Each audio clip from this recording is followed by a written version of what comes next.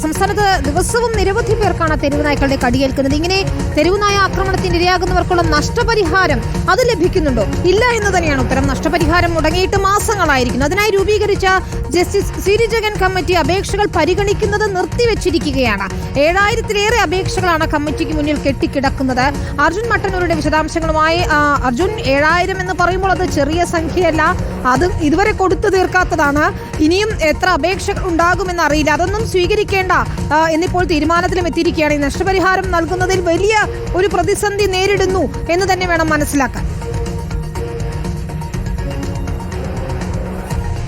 വിനീത, ഓരോ ദിവസവും സംസ്ഥാനത്തിൻ്റെ വിവിധ ഭാഗങ്ങളിൽ ഇത്തരത്തിൽ തെരുവുനായ ആക്രമണങ്ങളും അതുമൂലം ആളുകൾക്ക് പരിക്കേൽക്കുകയും ചെയ്യുന്ന സാഹചര്യമുണ്ട്. അപ്പോഴൊക്കെ തന്നെ അതിന് പിന്നാലെ അവർക്ക് അർഹമായ നഷ്ടപരിഹാരം നിശ്ചയിച്ചിരുന്നത് ഈ ജസ്റ്റിസ് സിരിജഗൻ കമ്മിറ്റിയാണ്. അവരുടെ കൊച്ചിയിലാണ് അവരുടെ ആസ്ഥാനം. ഈ കാണുന്ന ഓഫീസാണ് സിരിജഗൻ കമ്മിറ്റിയുടെ പ്രധാനപ്പെട്ട ആസ്ഥാനം. സാധാരണ രീതിയിൽ അത്തരമൊരു സംഭവം ഉണ്ടായിക്കഴിഞ്ഞാൽ ഉടൻ തന്നെ അത് തദ്ദേശ സ്ഥാപനങ്ങളിൽ വിവരം അറിയിക്കുകയും ഈ കമ്മിറ്റിക്ക് ഒരു അപേക്ഷ നൽകുകയുമാണ് പതിവ്. അതിന് പിന്നാലെ ഇത്തരത്തിൽ ഈ കമ്മിറ്റി അപേക്ഷ പരിഗണിക്കുകയും അതിനുശേഷം അർഹമായ നഷ്ടപരിഹാരം തീരുമാനിക്കുകയുമായിരുന്നു.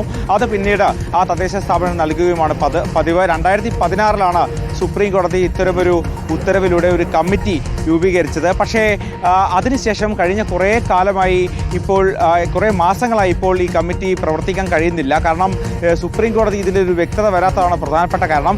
ഈ കാണുന്ന സിരിജഗൻ കമ്മിറ്റിയുടെ ഓഫീസിൽ ഏതാണ്ട് 7000-ലധികം അപേക്ഷകളാണ് കെട്ടിക്കിടക്കുന്നത്. പ്രത്യേകിച്ച് സംസ്ഥാനത്തിൻ്റെ വിവിധ ഭാഗങ്ങളിൽ നിന്ന് വന്ന ഗുരുതരമായി പരിക്കേറ്റ ആളുകളുടെ അപേക്ഷകളടക്കം അവിടെയുണ്ട്. നേരത്തെ ഏതാണ്ട് 10,000 മുതൽ ലക്ഷക്കണക്കിന് രൂപ വരെ ചിലർക്ക് നഷ്ടപരിഹാരം നൽകിയിരുന്നു. ചെല്ലാനത്ത് പരിക്കേറ്റ ഒരാൾക്ക് ഏതാണ്ട് 18 ലക്ഷത്തോളം രൂപ നഷ്ടപരിഹാരം നിശ്ചയിച്ചത് ഈ സിരിജഗൻ കമ്മിറ്റിയാണ്. അതോടൊപ്പം തന്നെ കോഴിക്കോട് കുറ്റിക്കാട്ടൂർ പഞ്ചായത്തിലെ ഒരാൾക്ക് ഏതാണ്ട് 15 ലക്ഷം രൂപയോളം നഷ്ടപരിഹാരം നിശ്ചയിച്ചതും ഇതേ കമ്മിറ്റിയാണ്. ഒരു അപേക്ഷ തയ്യാറാക്കുക, അത് ഇമെയിൽ മുഖാന്തരമോ അല്ലെങ്കിൽ തപാൽ മുഖേനയോ നേരിട്ടോ സിരിജഗൻ കമ്മിറ്റിക്ക് എത്തിക്കുക. ആ സിരിജഗൻ കമ്മിറ്റി സ്വാഭാവികമായും ആ സംഭവം നടന്ന തദ്ദേശ സ്ഥാപനങ്ങളിൽ വിവരം അറിയിക്കും. അവർ അത് ശരിവെക്കും. അതിനുശേഷം ഈ പരിക്കിൻ്റെ ആഴം, ആളുടെ ജോലി, അതുമൂലമുണ്ടായ മറ്റ് നഷ്ടങ്ങൾ ഇവയൊക്കെ തന്നെ കണക്കാക്കും. അങ്ങനെയാണ് ഈ നഷ്ടപരിഹാരം കണക്കാക്കി വരുന്നത്. പക്ഷേ ഇക്കഴിഞ്ഞ മെയ് മാസത്തിൽ ഇതുമായി ബന്ധപ്പെട്ട നിരവധി കേസുകൾ സുപ്രീം കോടതി തീർപ്പാക്കിയിരുന്നു.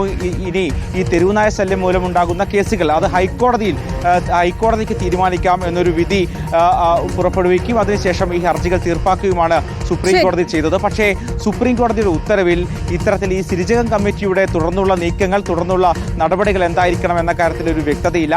അതുകൊണ്ട് തന്നെയാണ് ഈ സിരിജഗൻ കമ്മിറ്റിക്ക് ഇപ്പോൾ പ്രവർത്തിക്കാൻ കഴിയാത്ത സാഹചര്യം ഉണ്ടായിരിക്കുന്നത്. ഇപ്പോഴും ഓരോ ദിവസവും നിരവധി അപേക്ഷകൾ ഈ ഓഫീസിലേക്ക് വരുന്നുണ്ട്.